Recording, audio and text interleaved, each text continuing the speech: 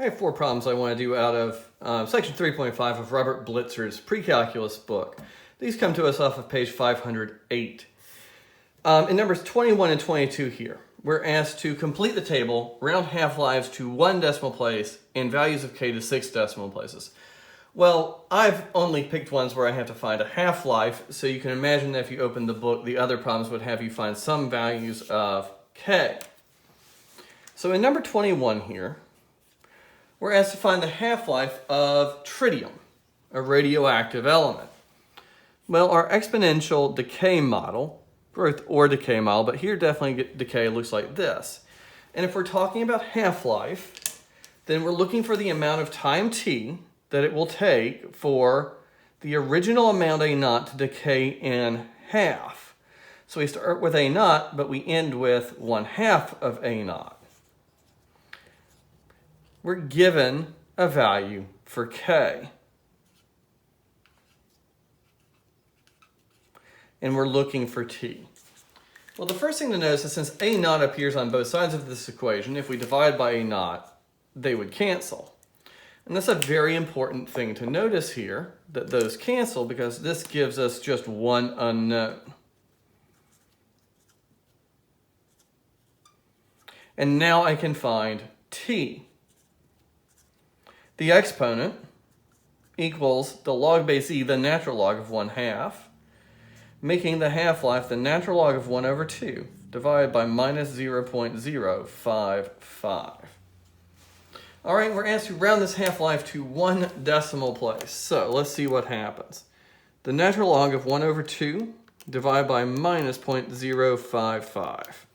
I get 12.6 years.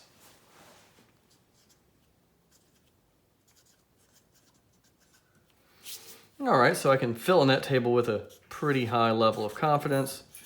It gives me that 12.6 years.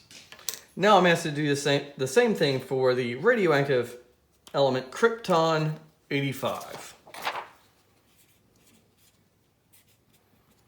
Same idea.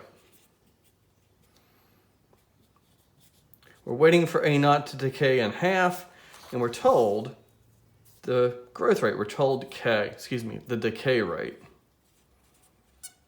All right, we go about this process exactly the same way.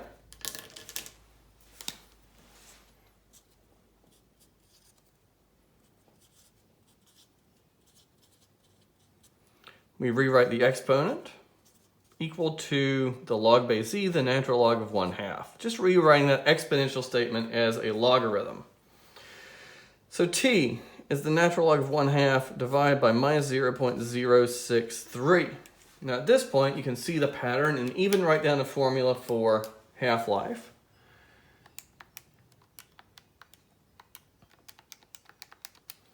And we get 11.0.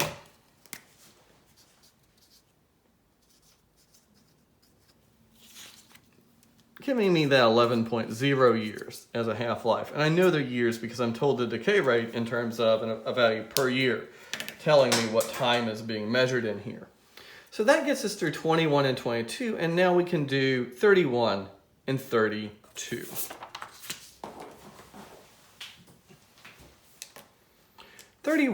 So let's see, use the exponential decay model. So the only model we know for growth or decay. Use the exponential decay model to solve these problems, round to 1 decimal place. All right, Xanax is a tranquilizer used in the short-term relief of symptoms of anxiety. Its half-life in the bloodstream is 36 hours.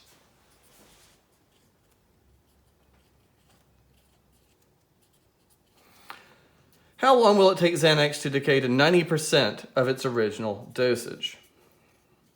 All right. We are going to use the information about half-life to find the value of k. If I started with A naught over some period of time, I'm supposed to decay to half its amount. Well, I know the time this time, 36 hours, so I'm going to find k. Dividing by A naught gives me the equation 1/2 equals e to the 36k.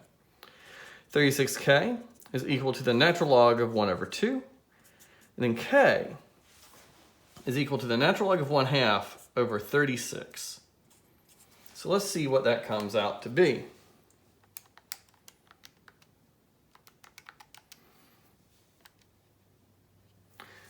Minus 0.0193. We use 4 decimal places for the value of k here. That lets me write down the decay model. A equals the original amount E to the minus 0.0193 t. Because my time was in hours, this is the growth rate that corresponds to a per hour decay. So for whatever I do now, t is in hours. All right, well, I'm asked how long will it take the substance to decay to 90% of that original amount. So 0.90 of A naught is equal to this decay model, and now I'm looking for that time. Well, again, we can divide out an A naught, and that would just give us 0.9 equals E to the minus 0.0193 t. Rewrite this as an exponential, as a logarithm.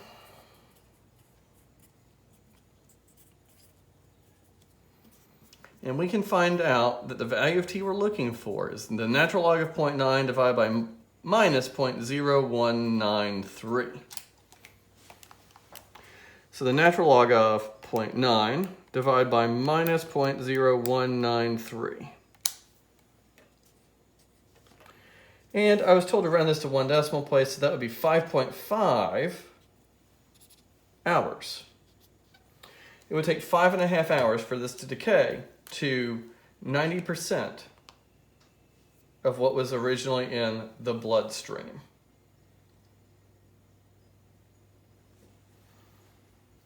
That leaves us one more problem to worry about, number 32 on the same page in our textbook. A bird species in danger of extinction has a population that is decreasing exponentially. So we're told in parentheses that we can use the same decay model that we've been talking about. 5 years ago, the population was at 1,400, and today only 1,000 of the birds are alive. Once the population drops below 100, the situation will be irreversible. When will this happen? Not exactly an uplifting problem.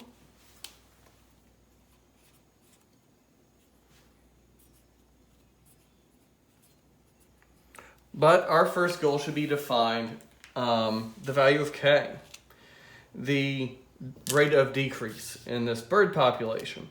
So I have 2 points to consider.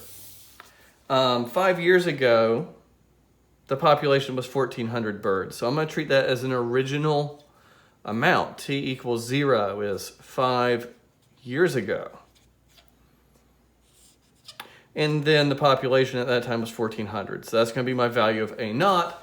Making sure to remember that A naught is always talking about 5 years ago. So I go on and start filling in information here. Right, that's going to let me write this down as A equals 1,400 e to the kt, and I need to find a value of k. Today, 1,000 of the birds are alive. So the way I've defined everything, now t is equal to 5, and there are only 1,000 birds alive. So today, there are 1,000 birds, 1,400 e to the k times 5. All right, so I need to divide both sides by that 1,400. So I'd have 1,000 over 1,400 is equal to e to the 5 k. And let's see, that would be 10 over 14 when I cancel out 100. Those are both divisible by 2, so it's really 5/7 e to the 5k. The exponent is equal to the log base e, the natural log of 5/7.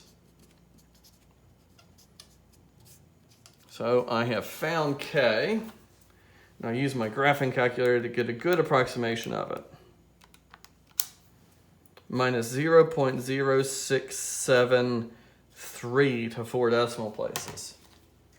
That lets me complete a model of this situation. A is equal to 1,400 e to the minus 0.0673 t. Now the question is asking me how long it will take to get a particular threshold of 100, because apparently that's when the situation's irreversible, that this population cannot recover. So 100 equals 1400 e to the minus 0.0673 t.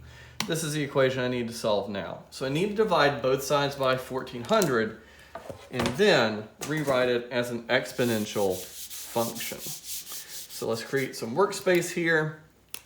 That equation we just had, 100 equals 1400 e to the minus 0.0673 t. All right, so I have 100 over 1400 is equal to e to the minus 0.0673 t. That's a 1 out of 14.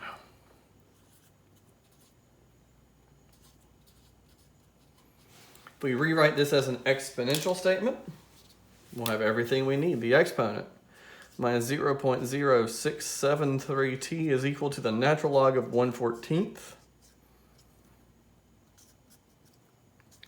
So the natural log of 1/14 over minus 0.0673.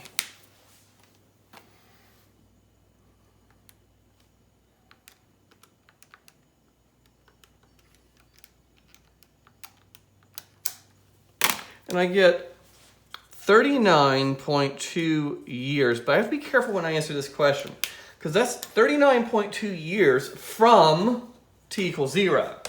So that's from 5 years ago. So from today, it would be 34.2 years.